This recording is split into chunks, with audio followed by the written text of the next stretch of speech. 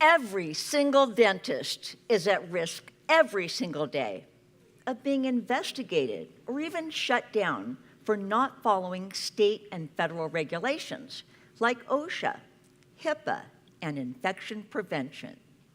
One dentist was fined $53,000 for not having an OSHA program, another $90,000 due to HIPAA breaches, and a dentist in Tulsa, Oklahoma surrendered his license altogether because one of his patients contracted hepatitis C as a result of dental treatment.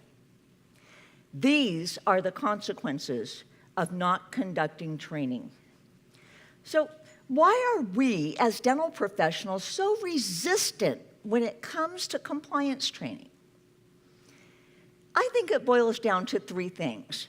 One, attitude.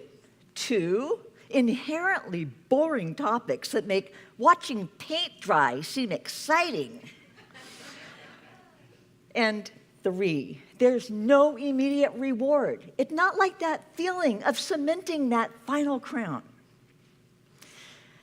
I specialize in training dental professionals on how to comply with complex regulations. And when dentists are facing citations, fines, and license action, they'll call me to help them resolve their compliance issues. Sadly, it's often after the fact when the horse is already out of the barn. I have a passion for horses. In fact, when I'm not out rescuing and training dental professionals, I rescue and train horses. And one thing I've learned is that I can't make horses do anything they don't want to do. They have to have a reason to want to comply. The same is true for people. People need a reason. Now, occasionally, I'll turn my horses out to the pasture to graze, and they love it. The downside is, when I want them to come back in, they pretty much ignore me. So I'll hike all the way out to get them, and as soon as I get close, they run the other direction. It's so frustrating. You might experience the same resistance from your team when you ask them to attend mandatory training. Now, I found a way to get my horses to come in to me willingly. I train them by ringing a bell every time I feed them. Now, when I put them in the pasture and I want them back, I ring the bell and they come a-running. They have a reason to want to comply. The same is true for dental professionals. People need a reason to want to comply. So why are we not ringing that bell of compliance for our team? I'm going to give you my top 3 tips on how to ring the bell of compliance for your team. Number 1, start at the top. The right attitude from the leader will motivate the team. And it's well known and well documented that people will follow a good leader. Speak positively about the benefits of compliance and regulations in terms of protecting the patients, protecting the team, and the reputation of the practice. Remind the team that peace of mind is priceless. Step number 2, stop having boring meetings.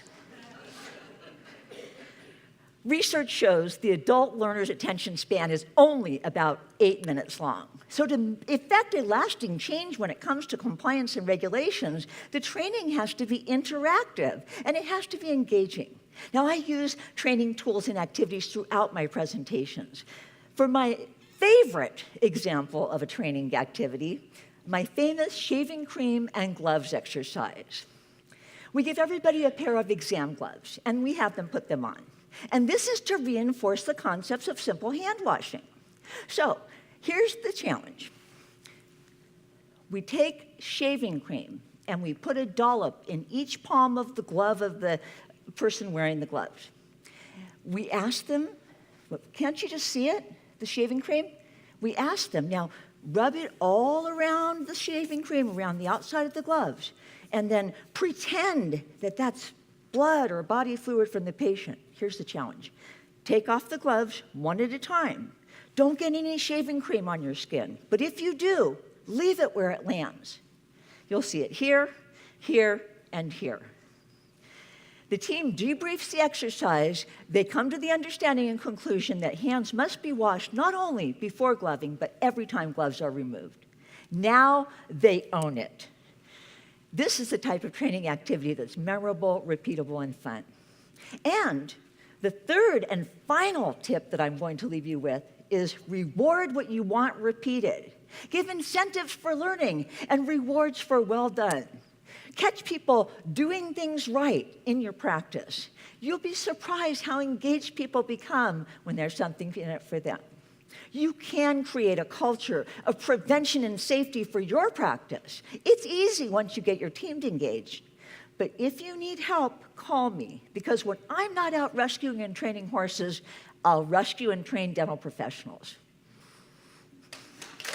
Let's give it up. Ring that bell for Leslie Canham.